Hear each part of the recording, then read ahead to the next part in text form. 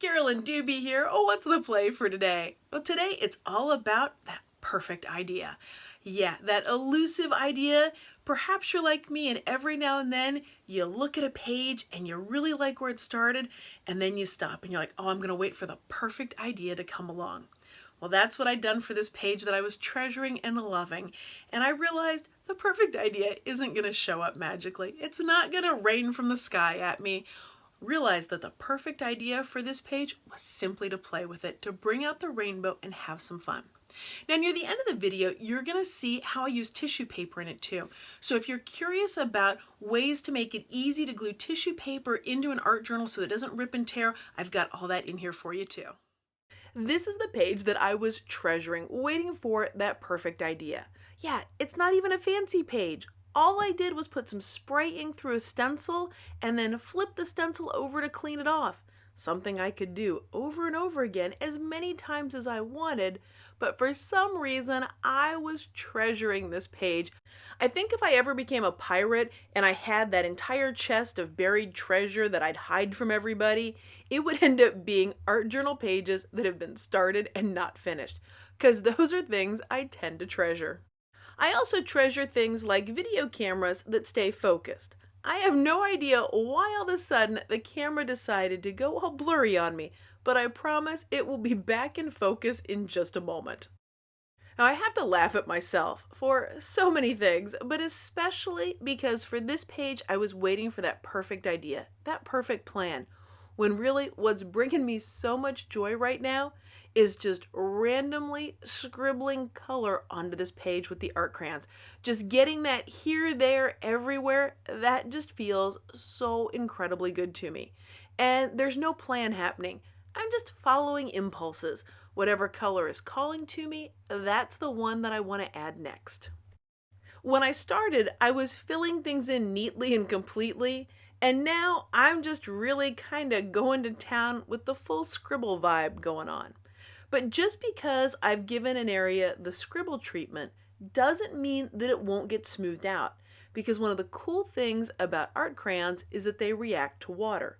That means I can smear them around with something like, say, a baby wipe. Yep, the moisture in a baby wipe there, that's what's spreading that green all around. I thought for a nanosecond about doing that with the purple, but I really like that scribbly look to it. So I've got color all over this thing. What do I want to put on it next? Well, I want to put some words on it. I need the words to be big and bold so that they can be seen on this page, which is why I'm using some stenciled words here. These words were stenciled on a tissue paper using my wall of words stencil from StencilGirl. And what it basically is a whole bunch of phrases, a lot of words to choose from. The same way that I might go through a piece of book text looking for some words, I'm doing that same kind of thing here. I'll make these sheets up in batches, and you can of course do them in any color that you want, but what I've got here is basically a big piece of book text, where because it's on tissue paper, what's behind it will be able to peek through.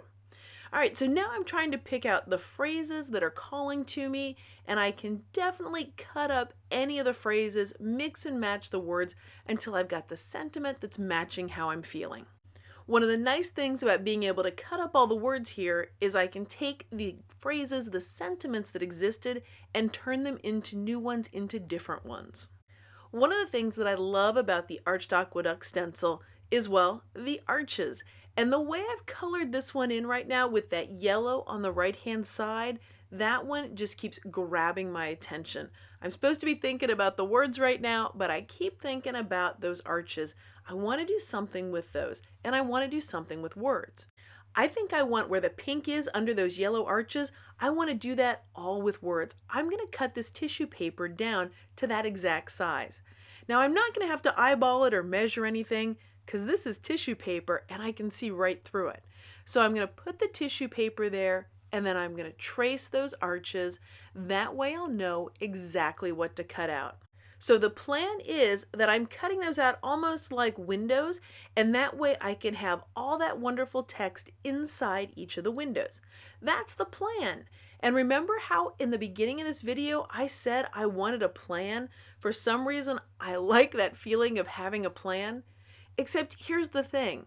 I don't really seem to follow a plan even when I have it, because as I'm putting these on here, which was the plan, I'm not going to follow it because something else came along that I liked even better. So I took this third piece that I cut out and I put it as I'd planned right on top of the pink.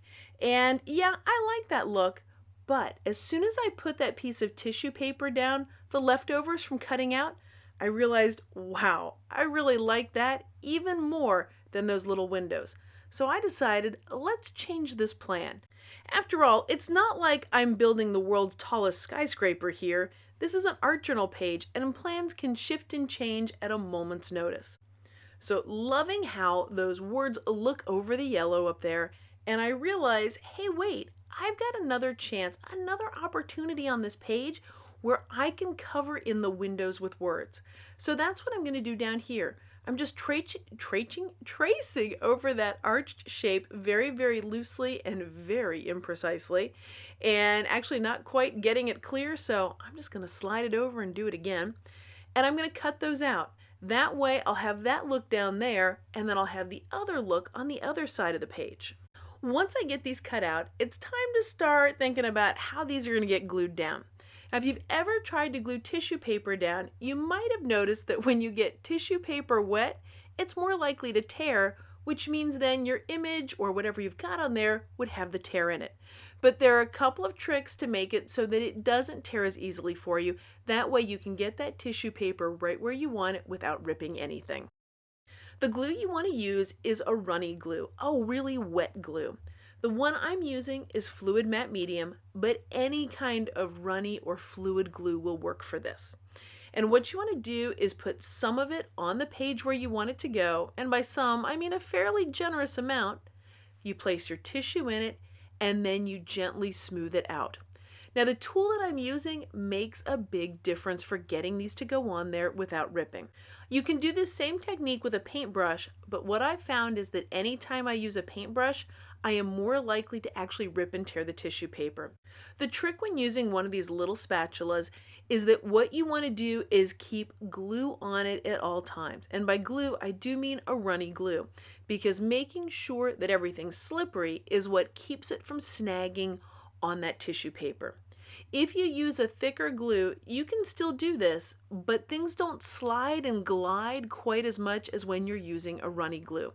So what if you only have a thicker glue? Maybe you've got a regular gel medium and you want to do this with it.